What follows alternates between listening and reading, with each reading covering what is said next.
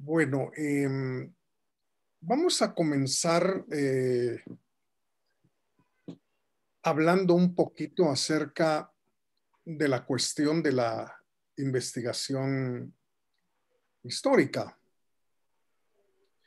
Y vamos a empezar por recordar que la palabra griega historia se refería en términos generales a una descripción acerca de los hombres, de los animales y las cosas. Era una especie, podríamos decir, de visión abarcadora y global de todo lo que prácticamente existe en la naturaleza. Esta idea pues no es extraña al pensamiento griego. Recordemos que la naturaleza fue realmente algo muy importante en Grecia, aun cuando el pensamiento de los presocráticos se superó, porque recordamos que para los presocráticos precisamente la naturaleza era su gran preocupación, ¿verdad? Pero a pesar de haberse superado, digámoslo así, el pensamiento de los presocráticos, pues el énfasis en la naturaleza siguió de alguna manera dominando el pensamiento griego. Podríamos traer aquí a colación la idea de justicia, sobre todo en Aristóteles, una idea que abarca, digamos, también el mundo físico, eh, el mundo puramente natural, o la cuestión teleológica, la cuestión de los fines también, digamos, tanto en Platón como en Aristóteles, pues tienen que ver con la totalidad de la naturaleza, de tal manera que no solo los seres humanos tendemos hacia fines, sino que Aristóteles pensaba que todos los seres que hay en el universo pues tienen realmente una finalidad, es decir, pretenden realmente cumplir con la finalidad que les ha sido asignada, pues digamos, en el orden del mundo. Entonces, el hecho, digamos, de que historia fuera una descripción, como dije, de hombres, animales y cosas, no es prácticamente nada extraño. Pero conforme el tiempo fue pasando, pues se dio un cambio bastante importante. Ese cambio condujo a considerar la historia como un discurso, digamos, que se elabora con preocupación fundamental por el pasado, pero enfatizando que se trata del pasado humano. Creo que con este cambio importante en el pensamiento occidental, la historia vino a concretarse al estudio de el acontecer pasado de los seres humanos. De tal manera que estrictamente hablando, pues no se podía hablar ya de la historia del volcán de agua, por ejemplo, ¿verdad? Tampoco el pedigrí de un perro podría considerarse una historia, ¿verdad? Sino que estaba centrado ahora, digamos, todo en el pasado estrictamente humano. Ahora bien, al no tener, digamos, nada que ver con la naturaleza, entonces ese discurso que se elabora sobre el pasado humano resulta que no tiene nada en común con la naturaleza y con los discursos que se preocupan por la naturaleza.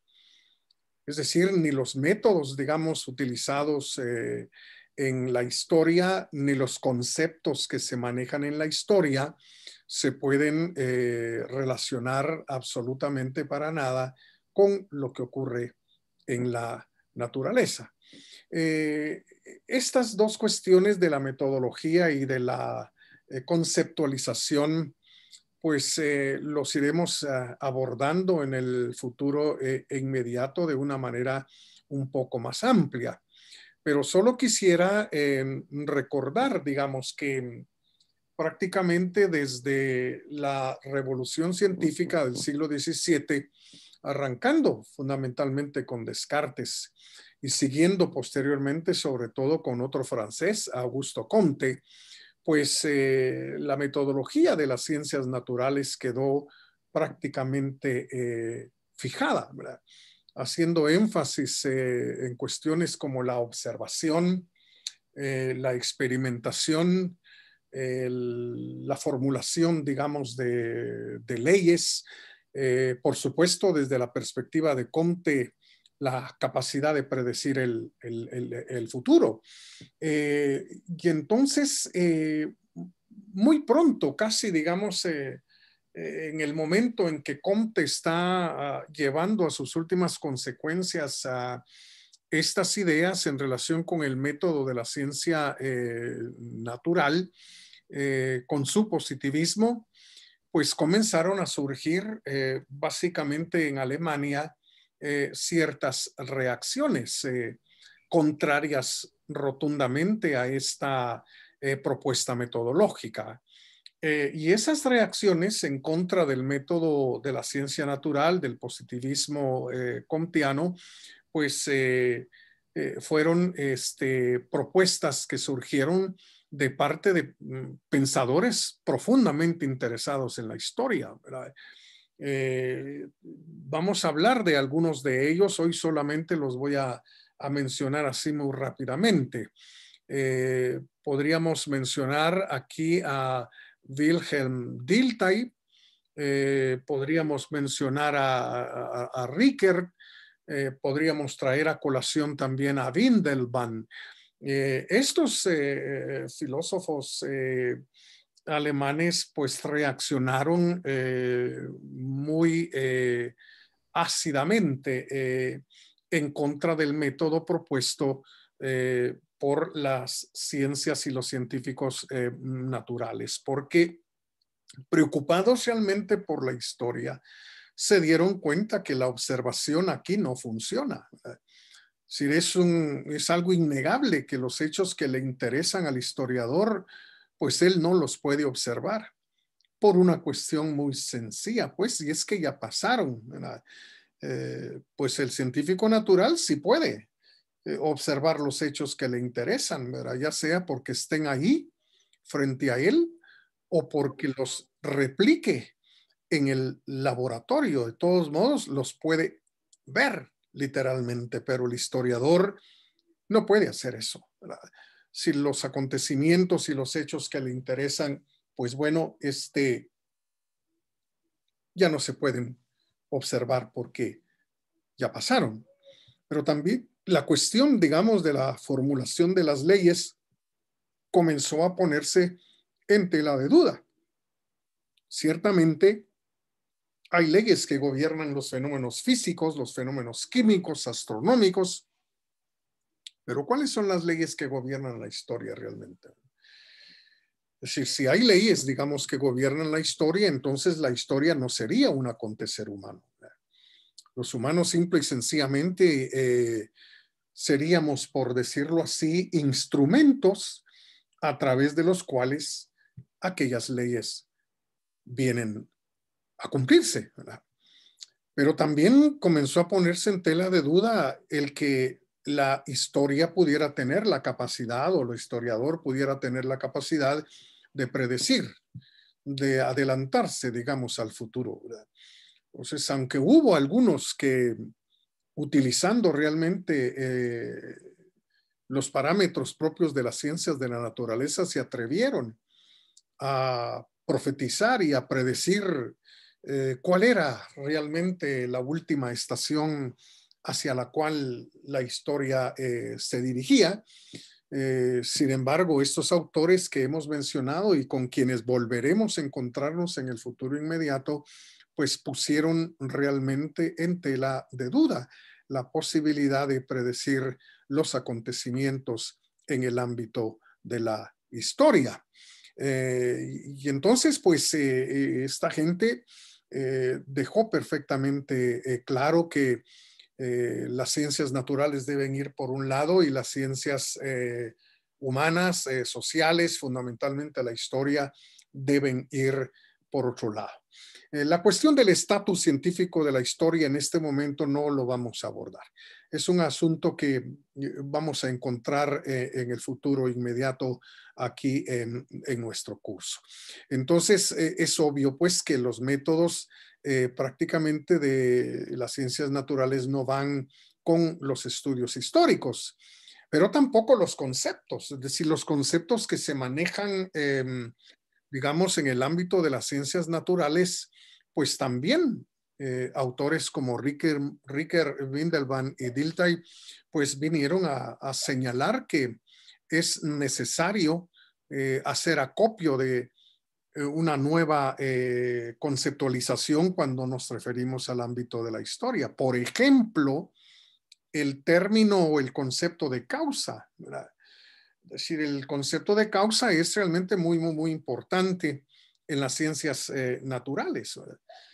Aunque ya no se habla, digamos, de una causalidad a rajatabla, sino a veces de una causalidad estadística, pues de todos modos, el concepto de causa, pues dicen estos autores, parece no ser útil en el ámbito de la historia, ¿no? Porque referirse, digamos, a causas en la historia sería como reconocer que todo el acontecer histórico, el actuar humano, los acontecimientos humanos, pues realmente son efectos nada más de elementos que de algún modo son superiores al acontecer histórico y que provocan todo lo que ocurre en la historia. Entonces, digamos, cuestiones como la libertad y la responsabilidad deben ser conceptos que se tomen en cuenta, digamos, en la investigación histórica. Conceptos que no van con las ciencias de la naturaleza, pues, ¿verdad? No podemos hablar realmente de libertad ni de responsabilidad en el ámbito de la naturaleza. Ya Kant se encargó, de sobra se encargó Kant, de demostrar que el universo es un todo amarrado a leyes.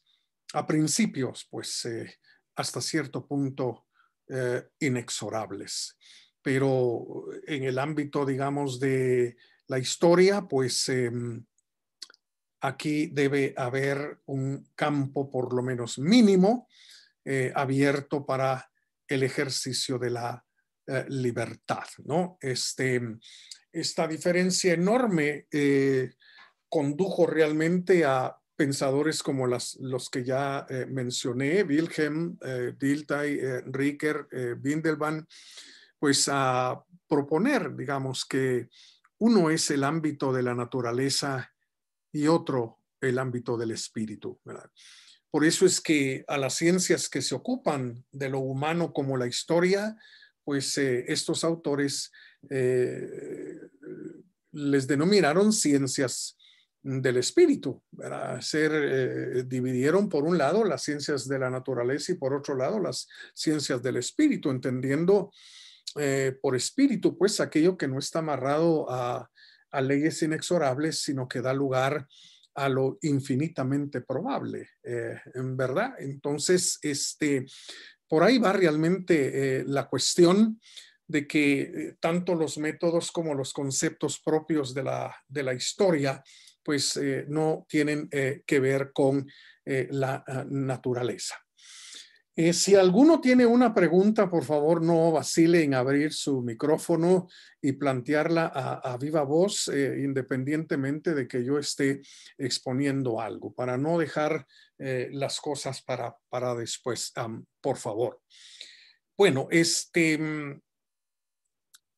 yo estoy haciendo uso aquí en estas primeras anotaciones de una obra que no sé si ustedes conocen, una obra escrita por José Ortega y Gasset.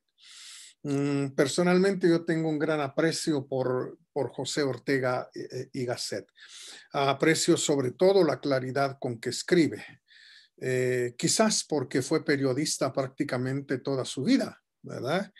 Él mismo dice que literalmente nació sobre una máquina de imprimir periódicos, ¿verdad? Y entonces es probable, digamos, que ese dedicarse al periodismo, a escribir artículos, pues para un público en general, lo haya conducido, digamos, a escribir siempre de manera breve, trabajos breves y con una claridad verdaderamente envidiable, ¿no? El mismo Ortega decía, yo soy de los que de lo oscuro a lo claro aspiran, ¿verdad? Y también decía que la claridad es la cortesía del filósofo, ¿verdad?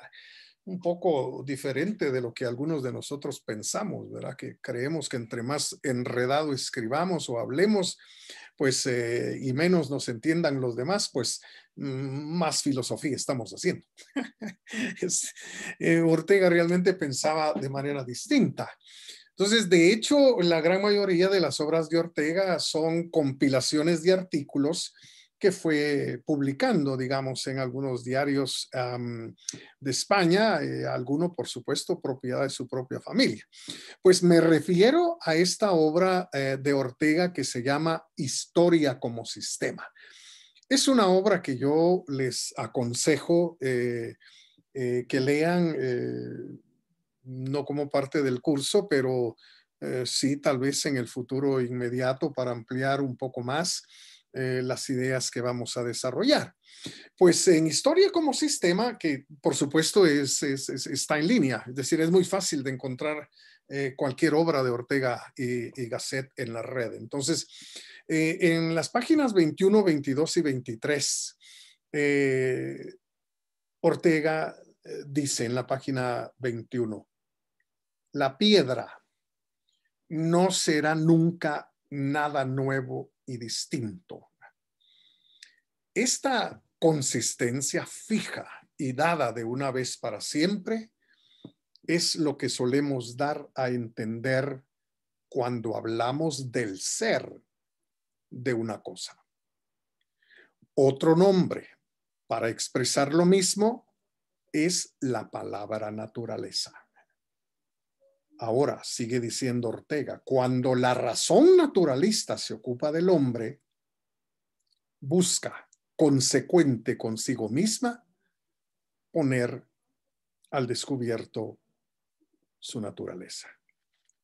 Bueno, en general, lo que Ortega quiere establecer con estas líneas es que ciertamente cuando hablamos de las cosas, de los objetos, de los animales, de la naturaleza puramente física, de todo aquello que es estrictamente material, pues estamos buscando, como lo enseñó el pensamiento griego, aquello que no cambia, aquello que es estable y que por lo tanto va a ser siempre lo mismo y ha sido siempre lo mismo, ¿verdad?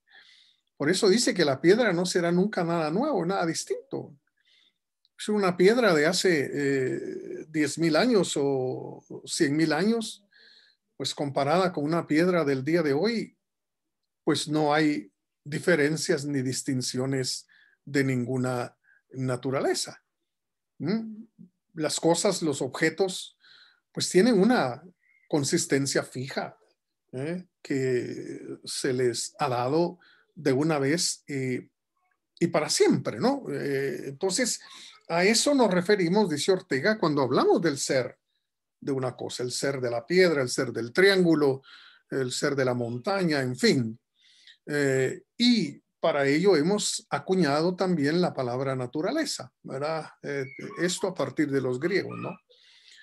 Y es lamentable, es algo que lamenta realmente Ortega, que cuando esa razón naturalista que surgió, vuelvo a insistir, con Descartes y con Augusto Comte, cuando esa razón naturalista se ocupa del hombre, lamentablemente está tratando de buscar, en consecuencia, cuál es la naturaleza humana, cuál es el ser de los seres humanos. Ese ser que no sería nada nuevo, nada distinto, pues, ¿verdad? Lo cual, pues, Ortega no comparte para nada. Ahora, en la siguiente página, Ortega sigue diciendo que las primeras generaciones racionalistas creyeron con su ciencia física poder aclarar el destino humano. Y continúa, Descartes mismo escribió un tratado del hombre, pero hoy sabemos que todos los intentos, en principio inagotables, de las ciencias naturales se detendrán siempre ante la extraña realidad que es la vida humana. Extraña realidad. Eso es, dice Ortega, la vida humana. Esto significa, pues, que estamos aquí ante una realidad que es distinta de lo natural, que es distinta de lo material, que es distinta de la naturaleza. Incluso nuestro cuerpo, dirá Ortega, es parte también de la naturaleza. Es hasta cierto punto un objeto, una máquina, que es exactamente igual en todos, ¿verdad? El corazón late en todos de la misma manera. Los pulmones, pues, aspiran y expiran de la misma manera en todos. En fin, pero lo auténtico, lo auténticamente humano, eso que es la vida estrictamente humana, pues es algo completamente extraño a todo eso, es algo totalmente distinto. Y sigue diciendo Ortega que la empresa, por supuesto, digamos, de ocuparse de la vida humana es una empresa harto difícil, porque, dice Ortega, desde hace 3 siglos, el fisicismo nos ha habituado a dejar a nuestra espalda como entidad sin importancia ni realidad, precisamente esa extraña realidad que es la vida humana. Si recordemos que el fisicismo pues fue esa tendencia de reducirlo todo a lo puramente físico, que surgiera pues como un resultado directo de la revolución científica del siglo XVII y que se afianzó en el XVIII y en el XIX. Entonces, con esa actitud fisicista, prácticamente esa realidad, extraña realidad que es la vida humana, se dejó prácticamente a un lado. Incluso, digamos, la antropología, pues se convirtió en un discurso estrictamente fisicista, ¿no? No se quería realmente enfrentar la enorme complejidad y problematicidad y lo extraño de la vida humana. Eh, Ortega no lo dice aquí así, pero podemos recordar que precisamente porque el fisicismo y el racionalismo naturalista dejaron a un lado la vida humana, que hubo algunos movimientos, digamos, filosóficos que se atrevieron realmente a manifestar una actitud de rebeldía y de rechazo en contra de ese darle la espalda a la compleja y extraña realidad que es la vida humana. Solo recordemos así muy rápida y brevemente el romanticismo alemán, ¿verdad? Es decir, los románticos pues se rebelaron en contra de ese fisicismo, de ese racionalismo naturalista, y señalaron pues toda una serie de elementos que integran también nuestra vida, como las pasiones, los sentimientos, los deseos, en fin. Pero también podríamos recordar aquí la llamada filosofía de la vida y el vitalismo, ¿verdad? Dos movimientos que entraron definitivamente al rescate del tema de la vida humana, que se había olvidado prácticamente por el racionalismo naturalista de la modernidad, ¿verdad? Tanto la filosofía de la vida como el vitalismo, pues entraron de algún modo al rescate de esa extraña realidad que es la vida humana, ¿no? Incluso podríamos recordar que también la fenomenología, sobre todo a partir de Husserl, fue también, digamos, una rebelión en contra de ese racionalismo naturalista que dejó a un lado esa extraña realidad que es la vida humana, ¿no?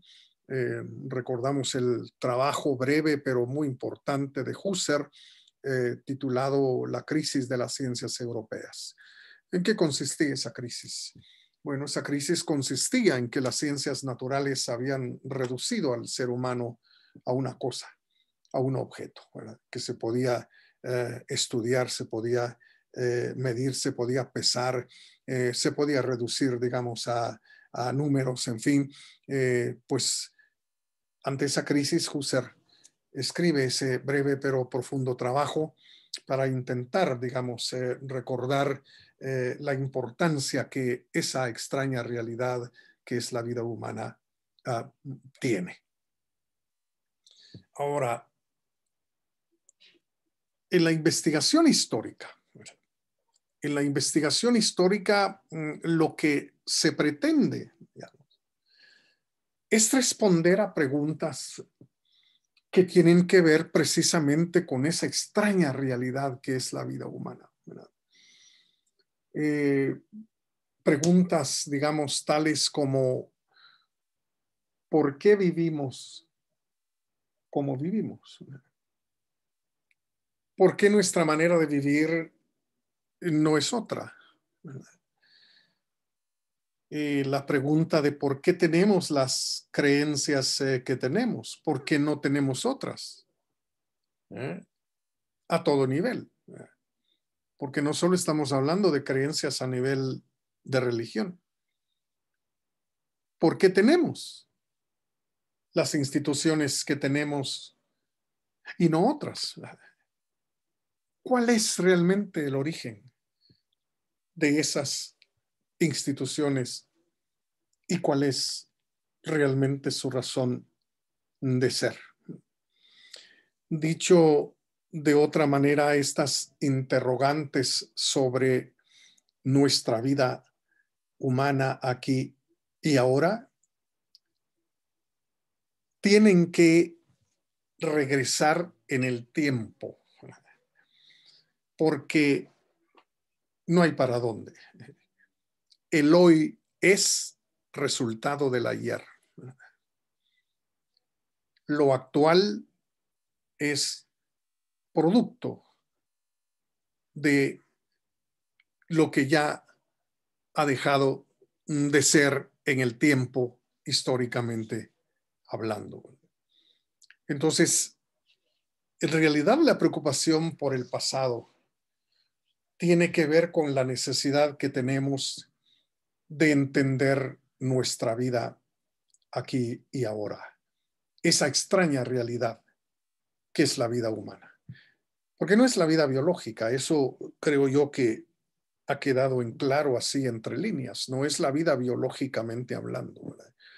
No estamos hablando de oxígeno, no estamos hablando aquí bueno, todos los elementos químicos que hacen realmente que la vida biológicamente hablando pues se dé. No, estamos hablando de la vida humana, la vida humana.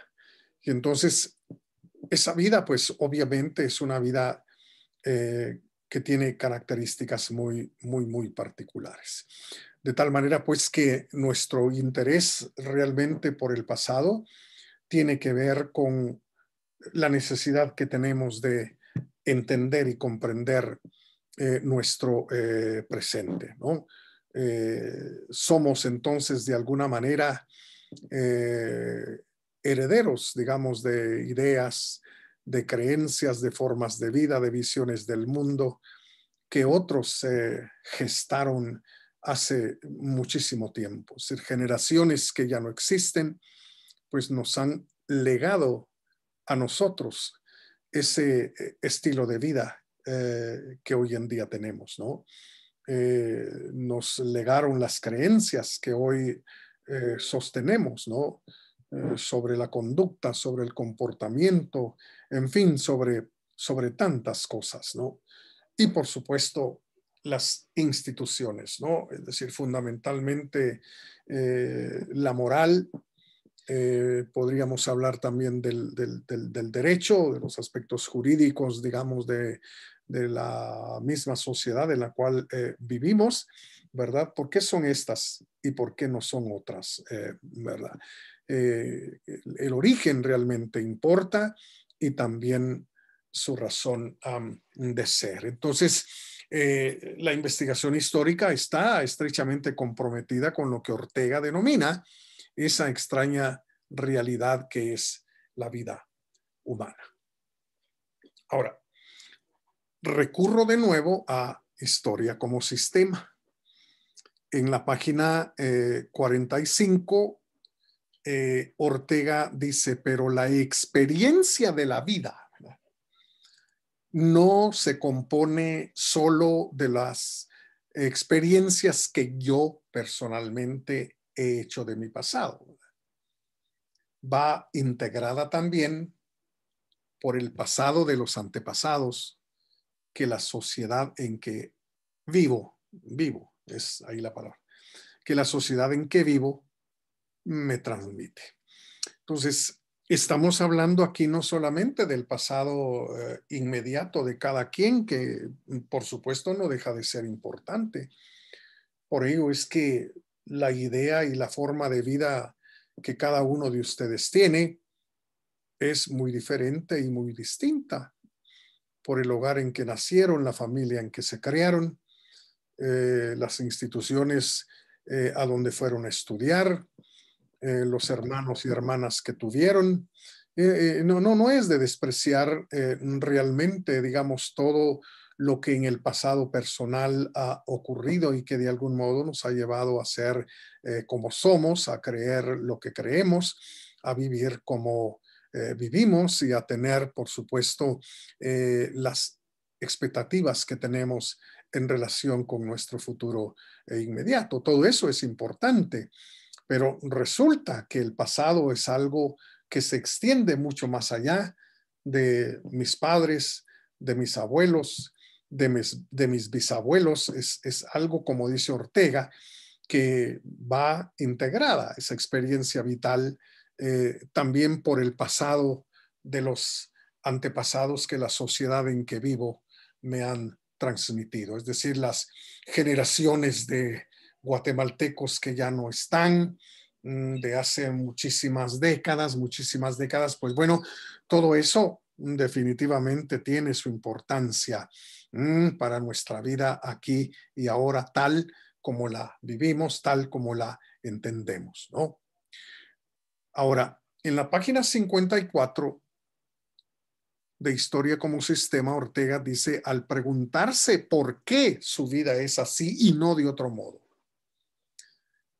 le parecerán no pocos detalles, perdón, he comido muchas letras ahora, no pocos detalles originados por un incomprensible azar. Pero las grandes líneas de su realidad le parecerán perfectamente comprensibles cuando vea que es él así, porque la sociedad, en definitiva, es así, ¿verdad? La sociedad donde vive o donde vivimos es así. Ortega le llama a esto, entre comillas, el hombre colectivo, ¿verdad? Porque es así la sociedad donde vive y a su vez el modo de ser de esta quedará esclarecido al descubrir dentro de él lo que esa sociedad fue, creyó, sintió, prefirió antes. De modo que somos producto del pasado. Somos producto en gran medida del pasado. Ciertamente se nos dice de manera constante que nosotros tenemos que forjar nuestra vida, tenemos realmente que hacer nuestra vida y todo eso está bien. Todo eso está bien, pero resulta que ese hacer la vida, como lo vamos a ver dentro de un momentito, es la tarea más grande que cada uno de nosotros tiene, pues no se da en el aire, ¿verdad? La sociedad realmente en la cual vivimos determina definitivamente mucho de lo que somos hoy. Pero nuestra sociedad a la vez, pues ha respondido también al influjo de otras sociedades, ¿verdad? De otras culturas. Nos agrade o no, pues también somos efecto, somos resultado, para emplear dos términos aquí muy usuales, de todo ese pasado que se prolonga definitivamente en el tiempo. De modo pues que el estudio del ayer viene a resultar así muy importante, ¿no? Ahora bien, en la página 55, Ortega dice, es decir, que verá en su propio e instantáneo hoy, actuando y viviente el escorzo de todo el pasado humano, ¿verdad? Porque no puede aclararse el ayer sin el anteayer, y así sucesivamente. Y ahora aclara el título de esa obra. La historia es un sistema. El sistema de las experiencias humanas que forman una cadena inexorable y única, ¿verdad? De tal manera, pues, que es seguir hacia el pasado viene a resultar una tarea muy compleja, pero a la vez una tarea muy importante, porque no hay hoy sin ayer, ni ayer sin anteayer. La idea entonces que Ortega está elaborando sobre la historia es que la historia es un sistema. No se puede definitivamente cortar en pedazos y ver cada sección, digámoslo así, como absolutamente independiente y separado de los demás.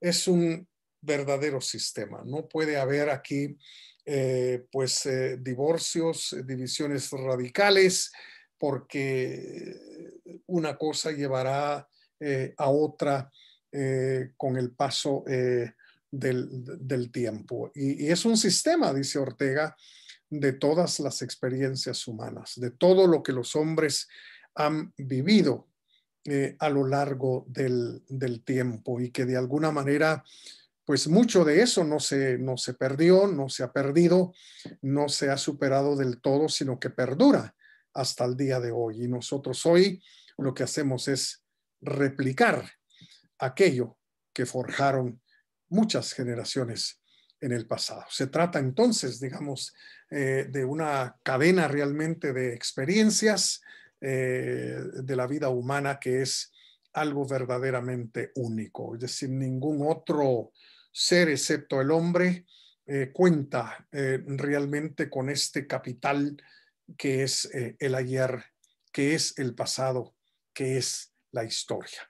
De hecho, dice Ortega, en el mundo animal, cada animal tiene que empezar prácticamente de la nada, a conocer el mundo, a enfrentarse a él.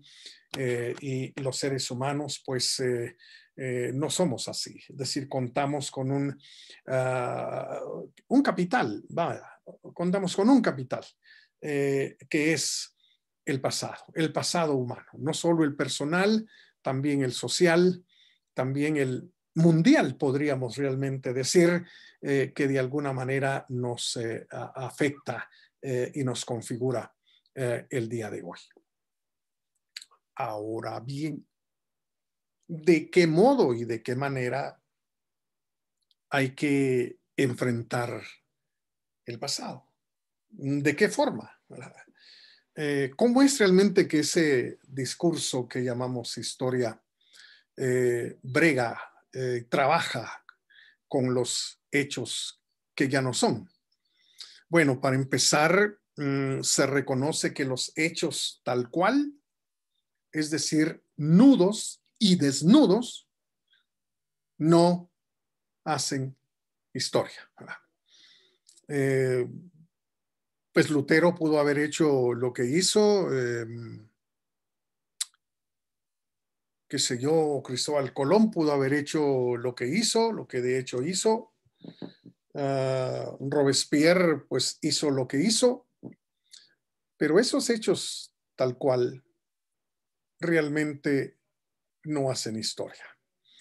Para poder revivir de alguna manera el pasado, es necesario aplicar la imaginación. Porque obviamente no podemos describir algo que no podemos ver, ¿verdad? No podemos describir algo de lo cual simplemente lo que tenemos son testimonios, ¿verdad? Este asunto de los testimonios del historiador, con que cuenta el historiador, va a aparecer en los próximos días. Entonces, con ese cúmulo, digamos, de testimonios, el historiador lo que hace es tratar de reconstruir lo que realmente ocurrió, ¿verdad? Don Miguel de Unamuno decía, imaginar lo que sucedió realmente exige mayor contracción de espíritu que inventar sucesos fantásticos. Es decir, podemos muy fácilmente inventar fantasías, imaginar un montón de mundos inexistentes, que eso es mucho más fácil que tratar de imaginar lo que realmente existió, lo que realmente hizo Napoleón Bonaparte, lo que realmente hizo Robespierre, lo que realmente ocurrió, digamos, en la Revolución Francesa, bueno, y en todo el pasado. Es realmente muy importante. Por supuesto, el historiador encuentra graves dificultades aquí porque no se puede poner a inventar. Sí, de alguna manera tiene que mantener una especie de fidelidad, si es que eso es posible, a lo que verdadera y auténticamente ocurrió. Entonces, se trata realmente de un esfuerzo verdaderamente de titanes, el hecho de tratar de reconstruir un pasado que ya no existe, ¿verdad? Ahora, en ese sentido, volvemos a enfatizar el hecho de que realmente a la investigación histórica y a la historia, digamos, como disciplina y al historiador como un científico, pues les interesa principalmente las actividades humanas. Pero alguien dirá, pero mire, actividades humanas, pues llevamos a cabo y son de mucho tipo, de muchos tipos, ¿verdad? Es una actividad humana, pues es comer. Una actividad humana, pues es salir a jugar un partido de fútbol. Una actividad humana, pues es ir a la iglesia.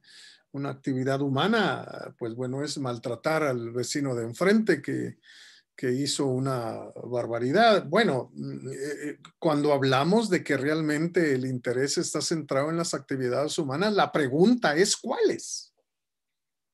cuáles actividades humanas realmente constituyen o deben constituir el foco de atención de la investigación histórica, de la historia y del historiador, porque no pueden ser todas. Pues, aparte de las que he mencionado, pues hay muchas más.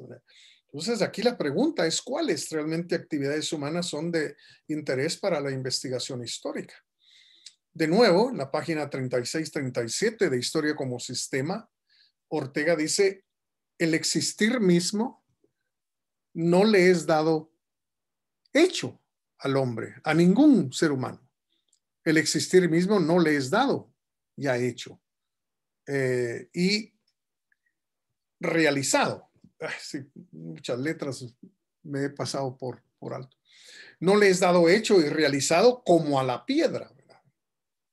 Sino que al encontrarse cada quien de nosotros, cada ser humano, al encontrarse con que existe, al acontecerle existir, lo único que encuentra o le acontece es no tener más remedio que hacer algo para no dejar de existir.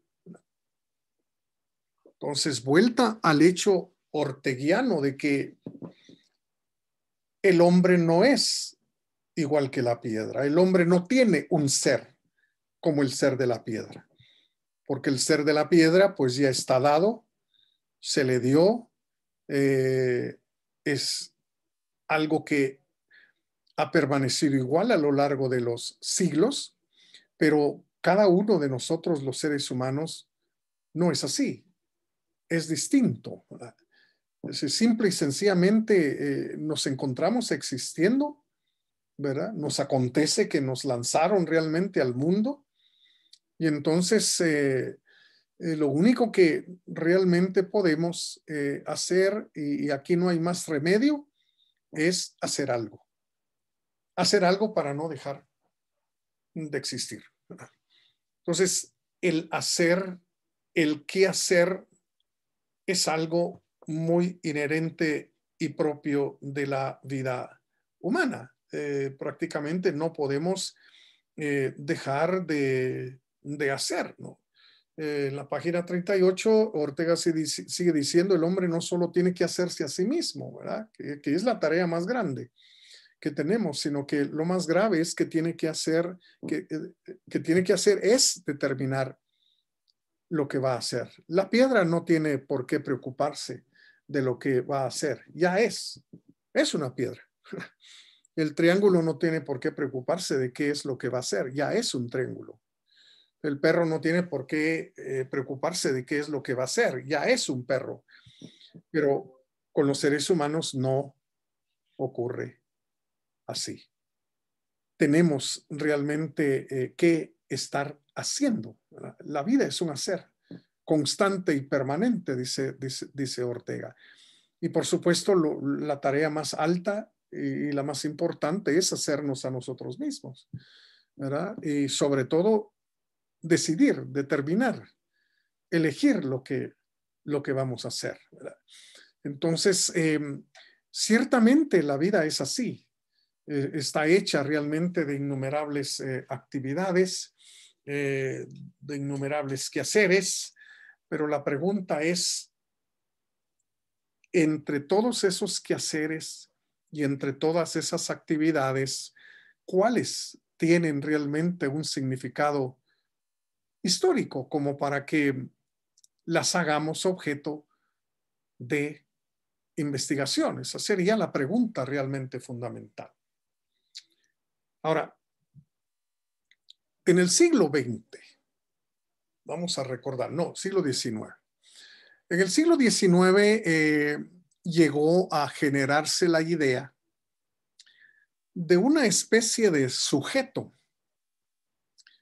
que por encima de las individualidades concretas, pues era el que protagonizaba la historia, el que hacía que la historia fuese desenvolviéndose,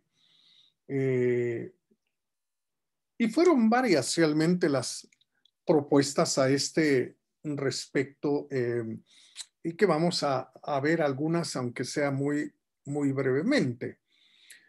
Por ejemplo, una de esas propuestas fue la de Hegel. Recordemos que para Hegel y según Hegel, la historia realmente es todo un acontecer gobernado, controlado y que encuentra su sentido en lo que él denominó el espíritu objetivo. Recuerdan el espíritu subjetivo, espíritu objetivo, espíritu absoluto, ¿verdad? En el pensamiento hegeliano. No vamos a meternos a ese rollo bastante complicado, pero solo recordemos, ya que lo hemos mencionado, que el llamado espíritu subjetivo para Hegel es el individuo, ¿verdad? El individuo que con su libertad se sobrepone a la naturaleza y la domina, ¿sí? Es el espíritu subjetivo. Pero el espíritu objetivo eran para Hegel y en Hegel las instituciones, ¿verdad? Instituciones como el derecho, como la moral, como la familia, la sociedad y el Estado. Esas instituciones, según Hegel, constituyen el espíritu objetivo. Y el espíritu absoluto, pues, es el arte, la religión, la filosofía de un pueblo, para decirlo en otras palabras. Entonces, la propuesta, digamos, hegeliana es que la historia realmente está gobernada, está controlada por el espíritu objetivo, entiéndase por las instituciones como el derecho, como la moral, como la familia, como la sociedad y como el Estado, porque hasta cierto punto esas instituciones nos llevan a ser lo que somos, pues, ¿verdad? El derecho nos sujeta, nos obliga a comportarnos de una determinada manera. En general, la sociedad también y sobre todo el Estado, sin el cual como seres individuales no existimos. Entonces, aquí tenemos la propuesta, pues, de que la historia realmente es el resultado del influjo del espíritu objetivo. Pero también don Miguel de Unamuno pues promovió la idea de que existía algo así como la intrahistoria, ¿verdad?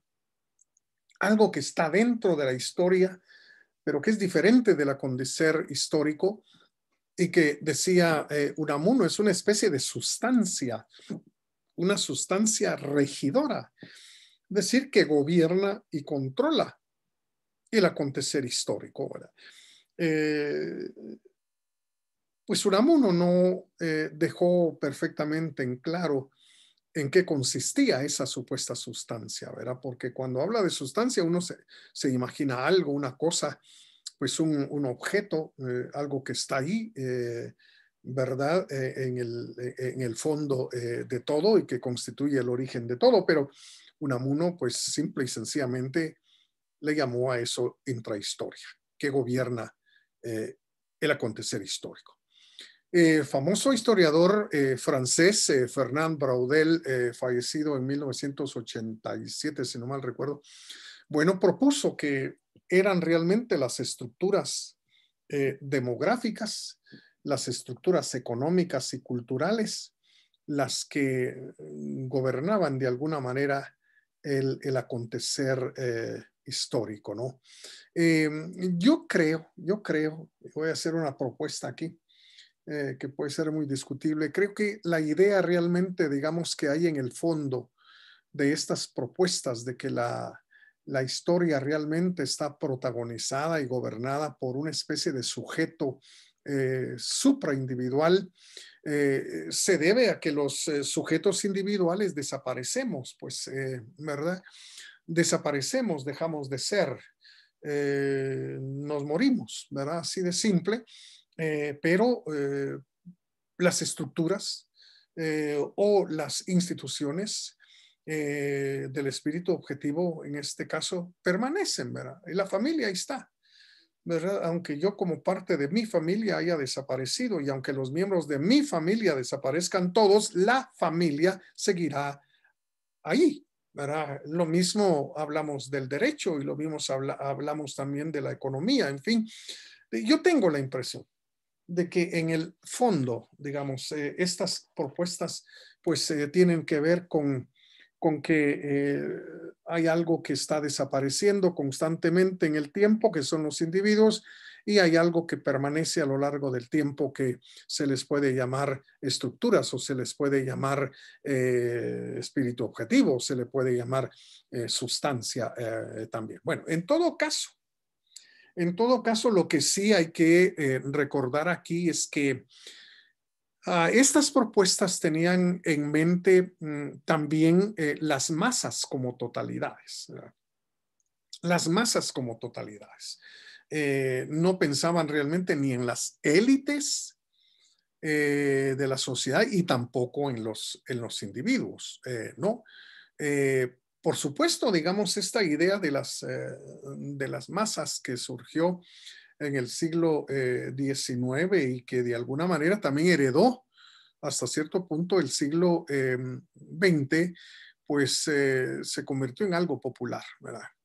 Solo para mencionar algo, es precisamente por eso que Ortega escribió su famosa obra La rebelión de las masas, ¿verdad? Por supuesto, digamos, las masas como totalidades siempre que tengan significación social, ¿verdad? Siempre que las masas que actúan, que llevan a cabo acciones en tanto masas, en cuanto conglomerados sin rostro, pues aquello que hagan, pues tenga una significación social, es decir, que signifique algo para la sociedad y en la sociedad. De ahí las masas pues podrán hacer muchas cosas, pero en tanto y en cuanto lo que hacen no tiene significado social, pues no se le debe poner atención. Bueno, quisiera ir terminando aquí mi exposición diciendo que al menos Hannah Arendt pues no compartiría para nada esa definición de acción, ¿verdad? Primero porque la acción desde el punto de vista de Arendt es una acción siempre individual, ¿verdad? Y está estrechamente relacionada la acción con comenzar algo nuevo, con comenzar algo distinto, y está estrechamente relacionada la noción de acción en Arendt con el nacimiento, ¿verdad?